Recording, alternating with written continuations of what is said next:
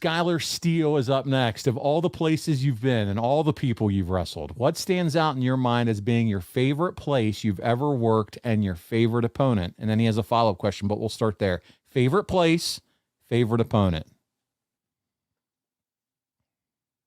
I mean, Memphis, Nashville, and Louisville, I've spent 7 years every Monday, Tuesday, or Saturday. Those will always have home in the gut. Madison Square Garden is a unique arena. I wish everybody, as a wrestler, had the opportunity to perform in the old Boston Garden. Had a great vibe to it. The audience obviously made that, but also the just the old Boston Garden had a real good vibe to it. You know, down in Mexico, there's some venues down there that are just awesome, great setting. That just it rock. Wembley Arena, not the outdoor, but the you know the indoor. That's got a real special feel to it. Little small, tiny dressing rooms on the sides, and I can feel the chill in the air and the coffee when you arrive at the arena in Wembley. You get off the bus or you know arrive. You know, okay, London. You've been in the country, whether it's a day or two or maybe on a 10-day tour, or you've been gone home from however long. London shows were always very special. Like a Tokyo show were special. Mexico City.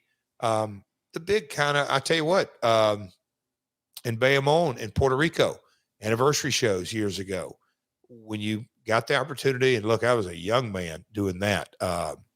Those are big events that there is a buzz in the air.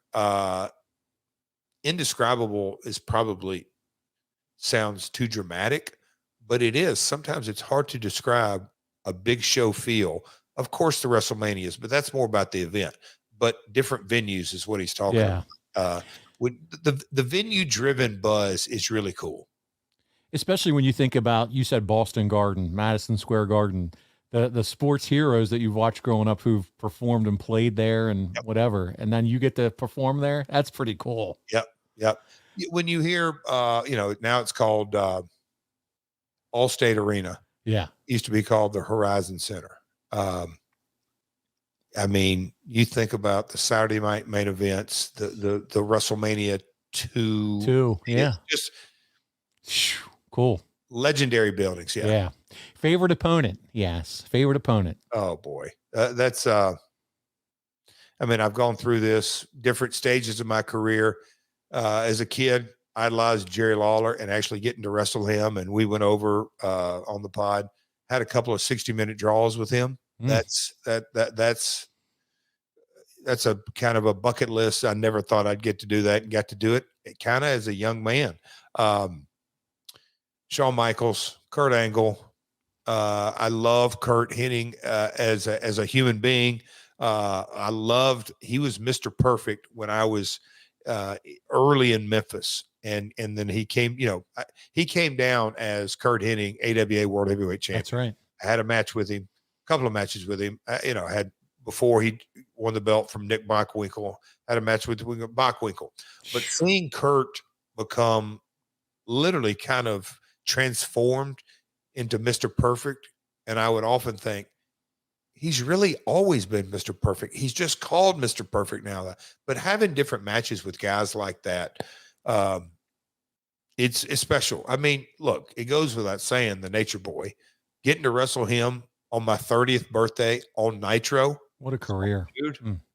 Bucket list. I mean, that's awesome. Yeah, true. You know, getting to wrestle Hulk, all these kind of guys. Are your kids? Any of your kids big wrestling fans, Jeff? Cody, massive. Oh yeah, fan. But the girls, yeah, I mean, they grew up around it, so fans probably, you know, not so much. I just asked because you think as a kid, if you kind of look back one day at your dad's career and see, you know, you just said Lawler, Flair, Kurt Hennig, Kurt Angle, my dad, unbelievable. I mean, it is. It's historic. Blessed. Yeah, it's unbelievable.